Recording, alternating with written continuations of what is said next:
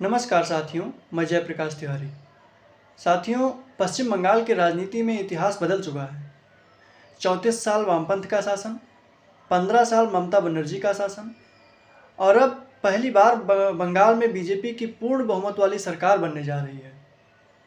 कल यानी 8 मई को बीजेपी विधायक दल की बैठक में शुभेंदु अधिकारी को विधायक दल का नेता चुना गया और माना जा रहा है कि वह आज 9 मई को 11:30 बजे मुख्यमंत्री पद की शपथ लेंगे। लेकिन असली परीक्षा शपथ के बाद शुरू होगी, क्योंकि पूरे देश की नज़र अब शुभेंदु अधिकारी के पहले 100 दिनों पर रहने वाली है। बंगाल की जनता अब सिर्फ राजनीतिक बदलाव नहीं, बल्कि ज़मीन पर बदलाव देखना चाहती है। और सबसे बड़ा मुद्दा होगा कानून व्यवस्था। पिछले कई वर्षों में चुनावी हिंसा, राजनीतिक टकराव और बमबाजी की घटनाओं ने बंगाल की छवि को नुकसान पहुंचाया। अब लोगों की उम्मीद है कि नई सरकार राजनीतिक हिंसा पर सख्त कार्रवाई करेगी और प्रशासन को निष्पक्ष बनाएगी।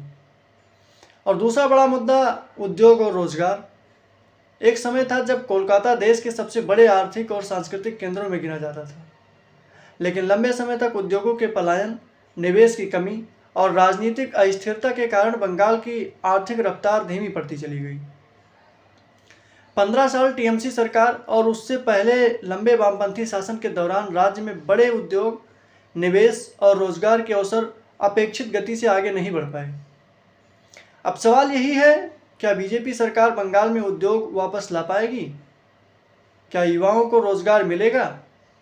क्या कोलकाता फिर से पूर्वी भारत की आर्थिक राजधानी बन पाएगा? इसके साथ साथ बांग्लादेशी घुसपैठ का मुद्दा भी चुनाव में बड़ा विषय रहा।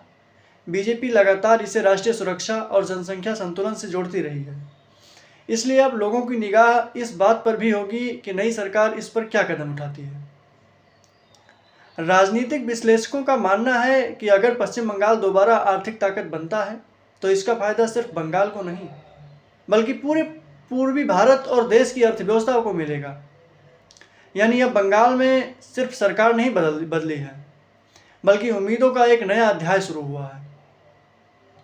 और अब सबसे बड़ा सवाल यही है, क्या शुभेंदु अधिकारी बंगाल को नई दिशा दे पाएंगे या फिर उम्मीदें सिर्फ नारों तक सीमित रह जाएगी? फिलहाल पूरे देश की नज़र शपथ ग्रहण और उसके बाद आने वाले 100 दिनों पर टिकी हुई है। धन्यवाद।